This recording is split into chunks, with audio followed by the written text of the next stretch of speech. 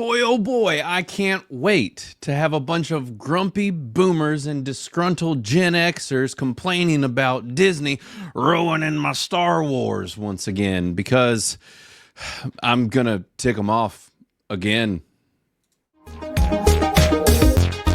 Now, if you weren't aware, Disney's Star Wars and Lucasfilm has put out another Star Wars television show, and if you've been keeping up with much of this at all, then you'll know that everybody seems to hate everything that they touch of late that has to do with Star Wars, and in all honesty, I can't really blame them because a lot of it has been crap. It's not been very good, but then they announced Skeleton Crew, the next new show coming out, which is starring Jude Law, and they released some commercials with very un-Star Wars type music that was from the 80s, and it just didn't feel and seem very Star Warsy, but it was harkening back to the films of the 80s, and it got me a bit excited. And I have now seen both episodes. I decided to watch them with my kids because this show is specifically catered towards a young audience, and I am here to let you know exactly what I thought about it. Alright, so before you do anything, make sure to go down and hit that subscribe button down below to keep up with the latest in entertainment news and reviews on all the latest things coming out. But also make sure to visit criticlist.com. We're an entertainment reviewing platform for reviewing movies and television shows, but it's much more than that. It's a social experience, if you will. So make sure to visit criticlist.com, and you can find us in the Android and Apple app stores. But on to the review for Star Wars Skeleton Crew. Now, like I said, this is starring Jude Law, who actually does not show up until the second episode, but he's on the poster, so I don't really think it's a spoiler. But this is directed by John Watts, and you're probably familiar with him. He's the guy who's been doing the latest Spider-Man films, and I'm actually quite a big fan of the stuff he's been doing, and I like his Spider-Man movies. I watched the new film Wolves, which I have a review of on this channel. Cop Car was awesome. Everything that he's done so far, I've really dug, and this guy is very much a nostalgia filmmaker. He harkens back to a lot of the things from the 80s and 90s, and that vibe of film and cinematography that a lot of folks love. Now, attached to this as well is this guy, Christopher Ford, who has also worked with him in the past. And then you've got the usual Lucasfilm suspects with Jon Favreau and Dave Filoni attached to this. And we don't mention this woman's name. She doesn't exist, not a real person. And then we've got a slew of child actors because, like I said, this is a show for children. And it really is that. Now, if you couldn't tell from the shade that I threw in the very beginning of this video, I am a fan of this show. I liked it. I had a good time. I think it is fun. Do I think that it is perfect or flawless? No, I don't. Am I saying that everyone needs to rush out and watch this right away?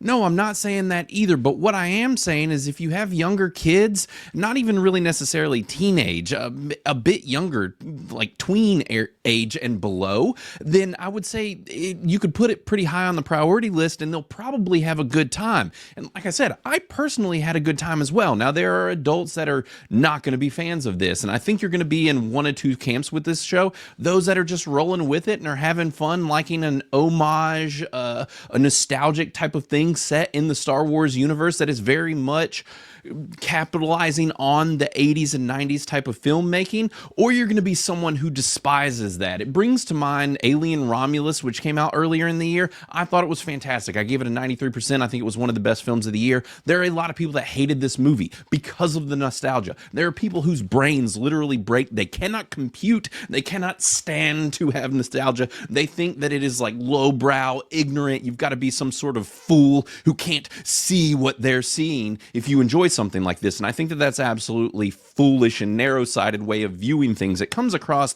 very critic-like, and with the creation of Criticlist, I wanted to kind of separate from that critic mindset and mentality, which just comes across as very pretentious and disconnected from the rest of your regular audience, just regular folks who don't hyper-criticize things. And I think that that's kind of the case with something like Alien Romulus or something like Skeleton Crew, which is really leaning into the nostalgia. But this show is very much like a Stranger Things, a Goonies, and Stranger Things, for example, is still capitalizing on the nostalgia, but is very, very well done. Am I saying that this show is as well done as Stranger Things? No, I'm not. At least not yet. Not after 2 episodes, because it's a little bit too on the nose, a little bit too campy, a little bit too cheesy for that.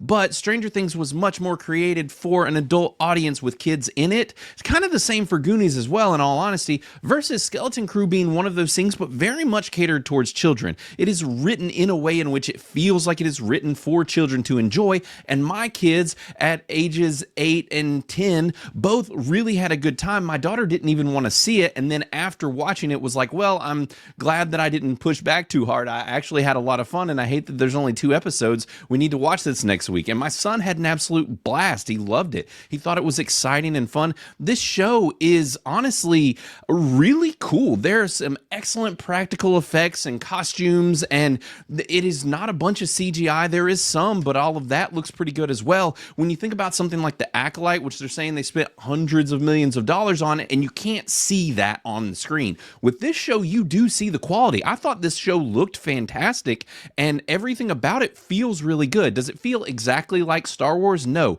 But there are some moments in here like this kind of, it's not the cantina scene, but it's surrounding pirates and this pirate hub for space pirates. I thought it was awesome. It's really cool. A lot of really neat practical effects, really cool things happening. And listen, understand that this is coming from a person who was on the Funeral for a Franchise stream that Film Threat did, where we all crapped on Star Wars for over 7 hours. So I was there. I threw the shade. I get it. I understand the complaints with Star Wars, but I also am willing to give things a chance, things that are trying something different. And I think this show is doing that. It is giving us a different perspective, a different look into the Star Wars world, and it is doing it in a very specific way, like I said, which is geared towards children, which I think is the smartest decision that they could have made. Because if you know anything about George Lucas and have kept up with him over the years, George has said that Star Wars was for kids, for 12-year-olds, and he did kind of get mad at critics for coming after his films for being geared in that type of way. And I think that the audience has forgotten that that's what Star Wars is. And well, kids that can see it, or they're just a special different breed, that see that this show is just pandering to the... Shut the hell up. Shut up, guys. Seriously, give me a break. Kids are kids. They're going to have a good time. If they are hyper-criticizing and analyzing to that degree, it's because they have been directed in such a way. I have kids. I know. Believe me.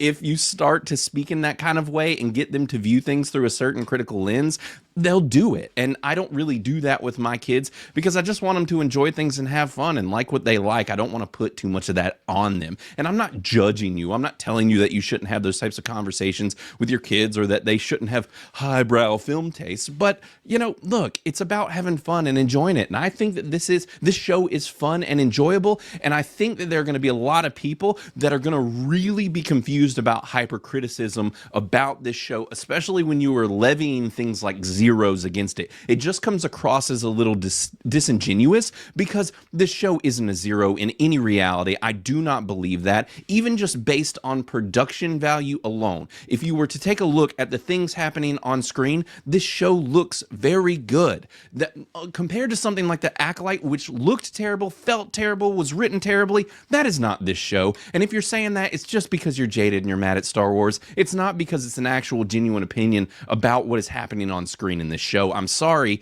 That's just how I feel. We can fight about it online if you want, but I'm just saying, this show looks pretty good and it feels pretty good. I do have problems with it. I do think that it definitely has its issues, most of which surrounding some of the cast and how it's written. It's very on the nose. And actually, supposedly, Greg within Criticalist, he did a review for it and gave it a 0. And I understand, I just came after the zeros a little bit here. But this actual first paragraph here is pretty on spot here, where he says it's super cliche as far as the Asian girl is the techie one, the alien kid is the comic comic relief. The young white girl is the annoying, pretentious one. The black kid is the courageous and naive kid. All of that is very true, and it is all very on the nose, and it's what I liked the least about this show. I hope that it develops into something more, and the young girl that he mentions and the way that that character is written is borderline unbearable. I think she's terrible. I do not like her performance in this. I realize it's a kid actor. I'm not a huge fan of hyper-criticizing kid actors, but I do not like how her character is written and find her painfully obnoxious. So there is that. I'm there with you guys. This show does have some issues, but for me, it is at least somewhere in the rad territory right now, and if they keep on this trajectory, who knows? It could be a most excellent for me, and I'm not ashamed to admit it. I'm fine with it, and I think that most general audience, regular people watching this show will say the same thing. I think that most regular people will dig this. The hypercritical ones, the ones that are jaded by Star Wars and aren't willing to let it have a chance, and I understand why, believe me, I hear you, but they're not going to understand that perspective when they see this, because it does look good, it feels good, and it's fun, and it is nostalgic, even if it is a bit on the nose. It's still fun. The story is interesting. Also, I wanted to point out right here, if you guys recognize that, that is Steve Urkel. Yes, you heard me right. That is Jaleel White, the guy who played Steve Urkel back in the day on Family Matters. When I saw him, I was like, holy crap, that's awesome.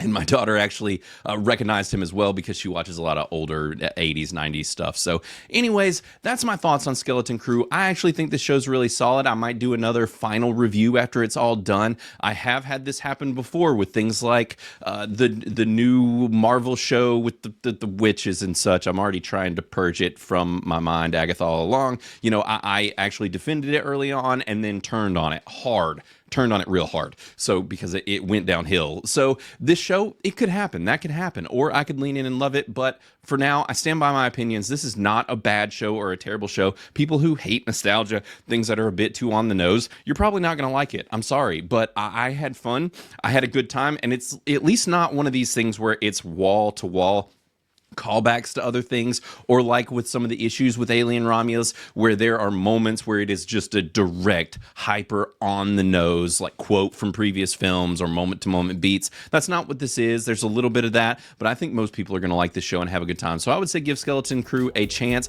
I think it is getting back to the fun in Star Wars, which we need to do, and I think that this is the funnest thing that Disney Star Wars has done to date, and it's the closest thing to the actual true spirit of what George Lucas was trying to get at with Star Wars that Lucasfilm has done, outside of maybe The Mandalorian, but that is still not even as fun as this is. So give Skeleton Crew a chance. More than anything, let me know your thoughts down below and leave a review in Criticalist if you are ready to leave one, but I typically don't encourage leaving reviews until after the season is over. But for this show, I will do one, and I will update as the episodes come out because I'm planning to keep up to date with it, and my kids are really excited to watch more, which is fun because I like watching things with my kids. So anyways, guys, do the review on Criticalist. Make sure to give us the comments and all that stuff, and subscribe to our channel, download the app, everything else, and we will be back again soon with either some news or some more reviews. Everybody take it easy.